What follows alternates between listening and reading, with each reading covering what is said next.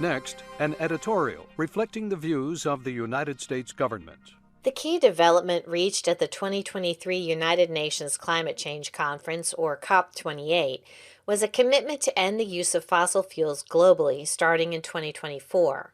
Although the final document was a compromise to appease oil-producing countries that initially refused to accept such limits on fossil fuels, in the end, some 190 countries agreed that the world must begin transitioning to clean fuels. We all should recognize the special nature of the finding of common ground for something as broad and complicated as this, where the stakes are high economically, socially, politically, in human terms, said U.S. Special Envoy for Climate Change John Kerry. It doesn't get bigger. For the very first time at a COP, fossil fuels have been on the table as a major part of our negotiations. And the decision that came out of this clearly embraces transitioning away from fossil fuels in energy systems so as to achieve net zero by 2050. That is a clear, unambiguous message on one of the most complicated issues that we face.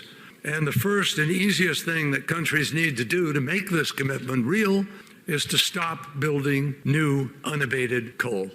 This means temporarily switching to cleaner fossil fuels. Liquefied natural gas is one such transitional fuel. If you're switching gas for coal or you're switching gas for oil, you get an immediate bigger reduction in emissions. Our goal by 2030, according to the science, is to have a minimum 43% reduction, or better if we can, and by 2050 to be at net zero.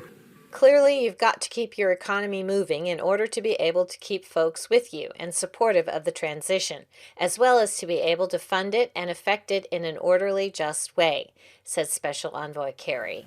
For a year or two, you may be meeting the demand, pump up, but at the same time, look at the number of battery companies, look at the amount of electric vehicles, look at the amount of renewable energy, look at the ratio of what's being developed. We're aiming for 50% to 52% reduction by 2030. We believe we can get there.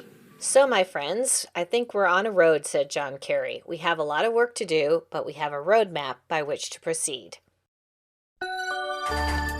That was an editorial reflecting the views of the United States government.